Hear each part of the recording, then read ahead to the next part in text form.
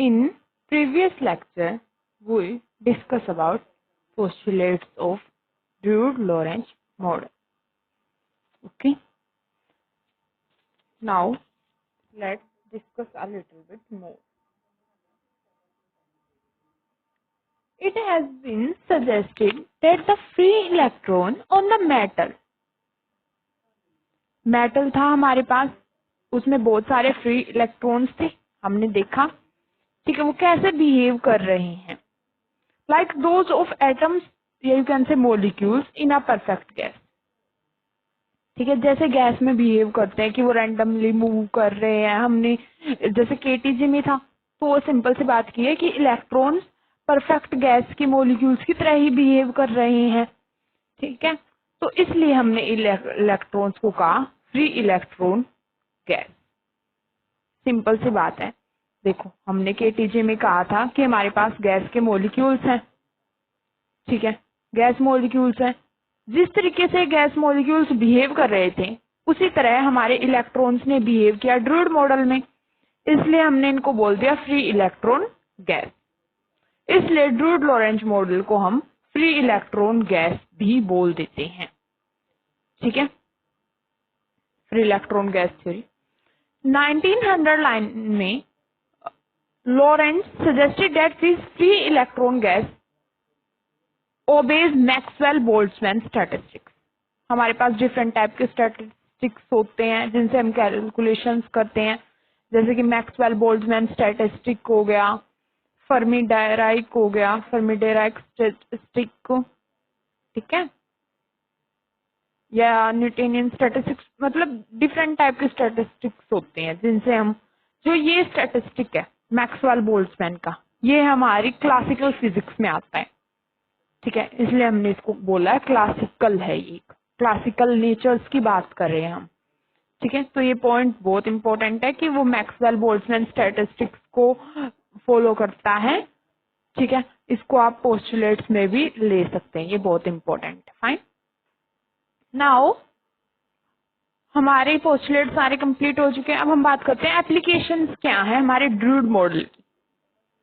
Fine, हमारी बहुत सारी एप्लीकेशंस थी, जैसे ओम्स लॉ को सेटिस्फाई कर दिया इसने, इलेक्ट्रिकल कंडक्टिविटी बता दी मेटल्स की, थर्मल कंडक्टिविटी बता दी एक अप्रोक्स तक, वीडमैन फ्रेंच लॉ को इसने फॉलो किया, होल इफेक्ट मोस्ट इंपोर्टेंट था ड्रूड मॉडल के एप्लीकेशंस में, इसने होल इफेक्ट को बताया, मैग्नेटो रेसिस्टेंस के बारे में बताया. हम वन बाय वन सबको डिस्कस करेंगे.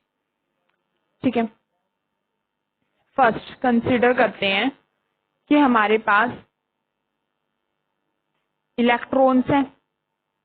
ठीक है, इलेक्ट्रॉन्स है, पॉजिटिव मेटल्स भी हैं. ओके, हम इलेक्ट्रॉन्स की बात कर रहे हैं अभी. These are electrons. जैसा कि आपने अपनी +2 में पढ़ा होगा करंट वाले यूनिट में कि जो करंट डेंसिटी होती है वो क्या होती है, करंट बाय एरिया. ठीक है, करंट क्या होता है, NEAV. फाइन, ये आपने एक्सपेरिमेंट्स में पढ़ा होगा. या तो मैं ऐसे सिंबल लगाऊं या मैं ऐसे, इसमें डिट मीन्स ये वेक्टर क्वांटिटी है. Fine, NEAV. V for velocity के लिए है. ठीक है, जो हमारा N है वो डेंसिटी है इलेक्ट्रॉन का, density of electron in the metal, where A is the area, जिसकी जो हमने लिया है अपना, जितनी थिन प्लेट ली है हमने अपने मेटल की, उसका एरिया. फाइन, तो हमारे पास आ जाता है formula J is equal to NEV. ठीक है, अगर हम साइन कन्वेंशन को लेते हैं तो इलेक्ट्रोनेगेटिवली चार्ज होते हैं, तो हमारे पास आ गया -NEV. फाइन, अब जो हमारे इलेक्ट्रॉन्स थे वो रैंडमली मूव कर रही थी. ठीक है, मान लो मैंने स्कैटरिंग सेंटर्स, ठीक है, ये मैंने जस्ट शो किया आपको, इनके बीच में मैं एक इलेक्ट्रिक फील्ड को अप्लाई कर देती हूँ. ठीक है, एक इलेक्ट्रिक फील्ड, जो इलेक्ट्रिक फील्ड अप्लाई की है मैंने वो स्टैटिक है. ठीक है, मतलब चेंज नहीं हो रही, डीसी टाइप है। ठीक है, तो is the average relaxation time as we apply electric field. Now electron velocity is v। ठीक है, अब हम इस वेलोसिटी को कैलकुलेट करेंगे।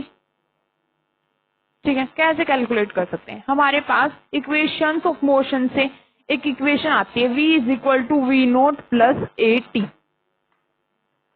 ठीक है, v को कैलकुलेट करना है हमने। इनिशियली सब रैंडम था। ठीक है, तो ये हमारी वैनिशेस मतलब 0। ठीक है, तो v is equal to a, here the time is average relaxation time, या you can say free mean free time, v is equal to a t। We all know from the electrostatics that the force due to electric field is equal to QE। Here the charge is electron। Charges क्या है हमारे पास? Electrons हैं। ठीक है, बहुत सारे electrons हैं हमारे पास, तो हमारा F क्या आ जाएगा? Minus E. Fine, F is equal to M A from the Newton's law is equal to minus E. यहां से हम ए की वैल्यू निकाल सकते हैं। ए हमारे पास आ गया minus e, charge of electron, electric field by mass. इसको ए की वैल्यू को, ठीक है, बी को हम इक्वेशन नंबर 1 में पुट करते हैं। ठीक है, तो हमारे पास वेलोसिटी क्या आ गई इलेक्ट्रॉन की? Minus e by m into 2। Simple, हमने कुछ नहीं किया है, हमने वेलोसिटी निकाल ली है। वेलोसिटी होती है ए टी। ठीक है, यहां से तो उसके बाद हमने एक्सेलेरेशन निकाल ली अपनी, सिंपल, जो आप +2 +1 तक बेसिकली पढ़ते आ रखे हैं। ठीक है, तो यहाँ हमारे पास नेट ये आ गया। ठीक है, करंट डेंसिटी हम जानते हैं J is equal to minus n e v. Fine, current density हमारे पास कितनी है? J is equal to minus n e v. Now see, J is equal to minus n e v.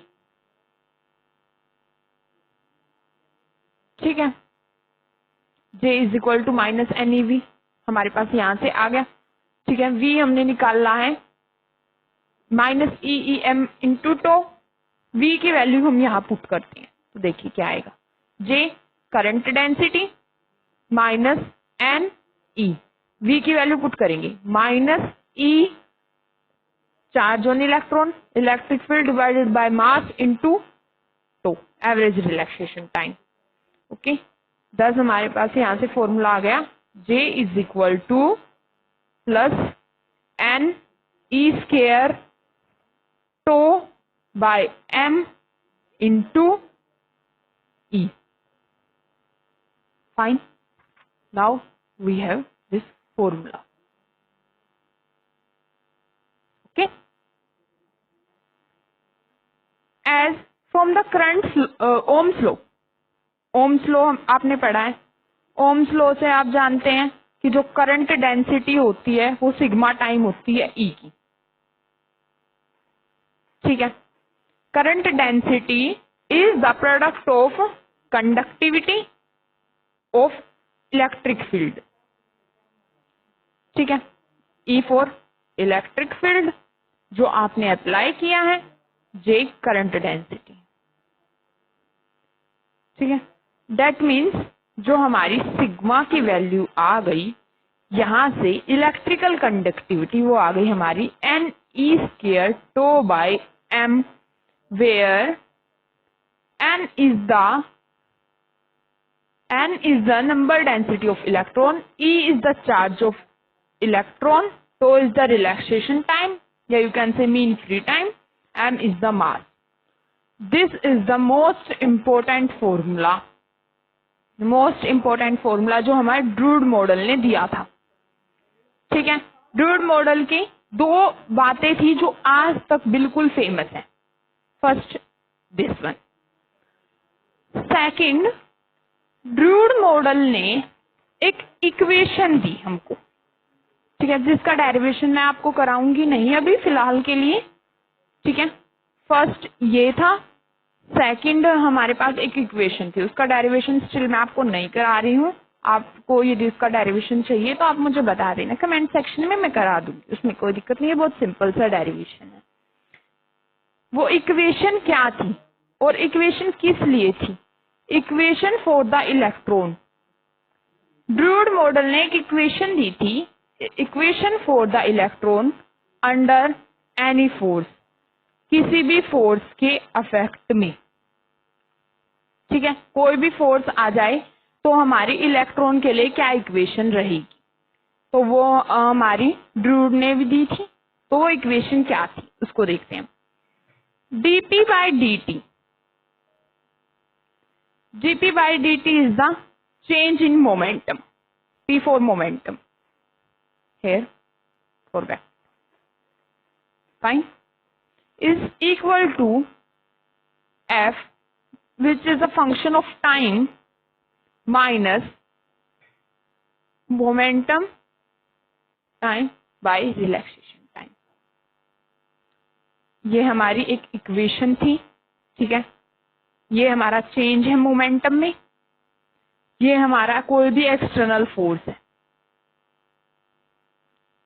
ठीक है, और इसको हम ड्रैग फोर्स बोलते हैं इस इक्वेशन में। ये किसी भी आईआईटी किसी भी इंस्टीट्यूट में, मतलब ये मेन इक्वेशन है जो आपको हर जगह पढ़ाई जाती है, ठीक है। ये चेंज है मोमेंटम में, ठीक है। ये सेकंड इक्वेशन है। मेनली जो इलेक्ट्रिकल कंडक्टिविटी है ये डेरिवेशन इस इक्वेशन से निकाला जाता है, ठीक है। मैंने आपको एक सिंपलेस्ट मेथड कराया है, मेनली सब सिंपलेस्ट मेथड ही कराते हैं, सबका अपना मेथड होता है कराने का। मैं आपको इस मेथड से भी जो स्टैंडर्ड है उससे भी करा के दिखा देती हूँ, ठीक है। एक्सटर्नल फोर्स है, रिमेंबर रखना Ft हेयर।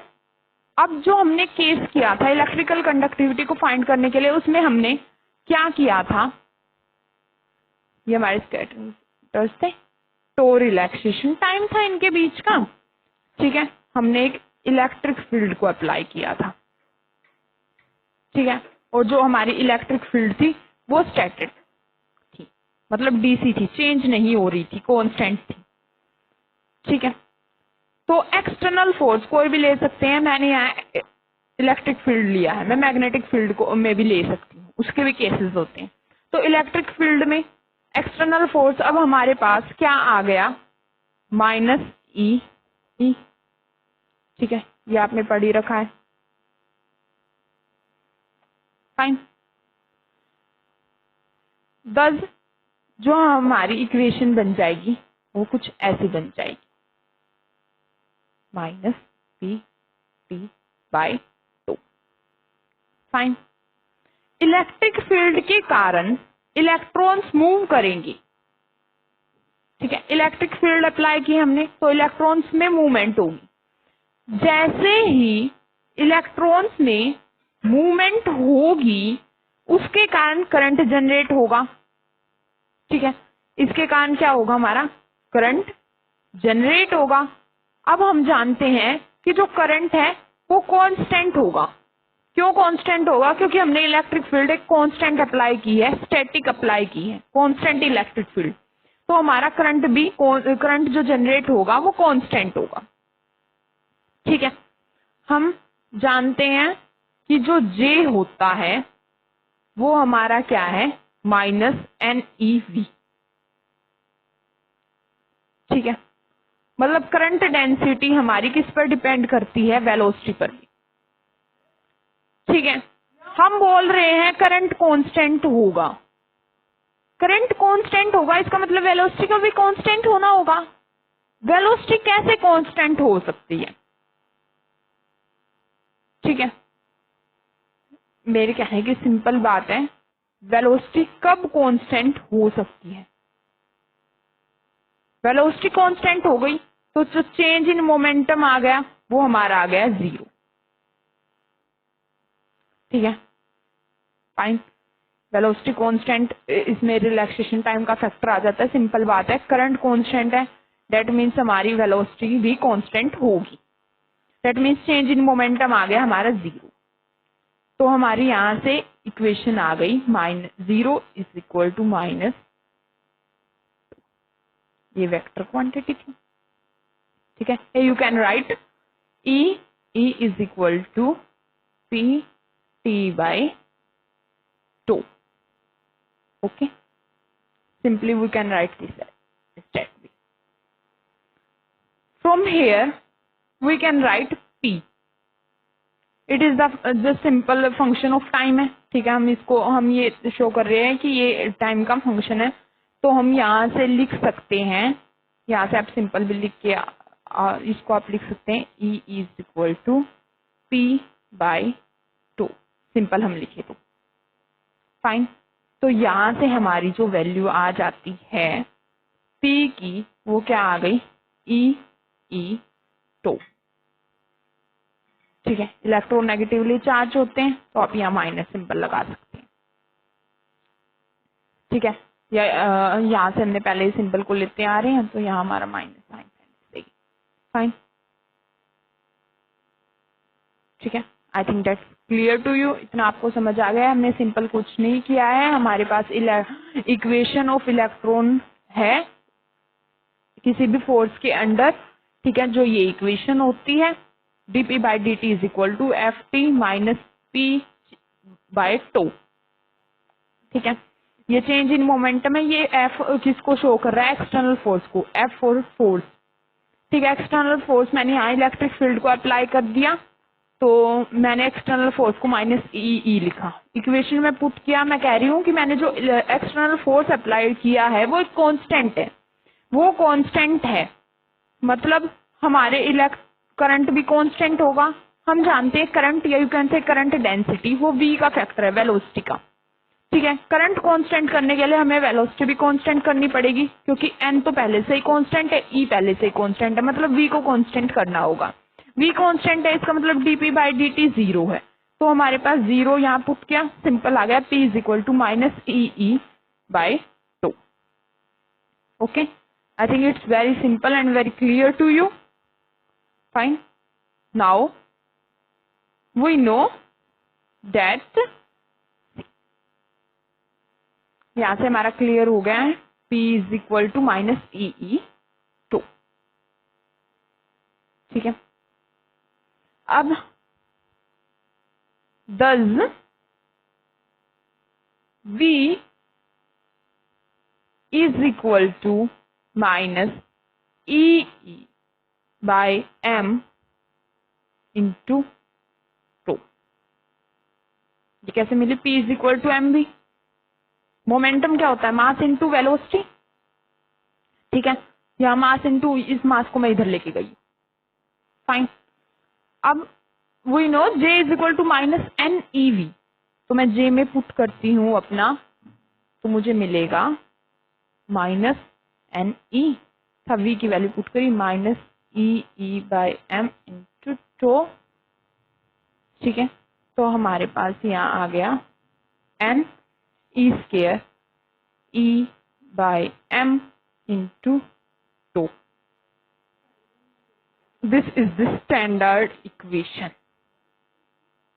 ठीक है। Here this is the electrical conductivity, okay. जो हमने फर्स्ट मेथड अप्लाई किया था उससे भी देखते हैं अब हमारा, और ये जो हमने स्टैंडर्ड मेथड अप्लाई किया है उससे देखते हैं हम हमारा क्या आया है, ठीक है। जो हमने स्टैंडर्ड मेथड अप्लाई किया है उससे भी हमारा ओम्स लॉ सेटिस्फाई हो रहा है, J is equal to sigma of E आ रहा है, बेसिक ओम्स लॉ की यही है, V is equal to IR के अलावा ये फॉर्म होती है, ठीक है। ओम्स लॉ, ये ओम्स लॉ की, ठीक है। ये मेन हमारी ये आ रही है, ठीक है। स्टैंडर्ड जो तरीका है वो मैंने आपको अभी बताया है, नॉर्मल जो आप अपनी कॉलेज लेवल पर कर सकते हैं, ठीक है, किसी भी एग्जाम में, तो वो मैंने आपको पहले बताया था, ठीक। N E square tau, here tau, J is equal to sigma, ठीक है। तो लेट्स वी मैच, हमारा आंसर सेम रहा या डिफरेंट हुआ।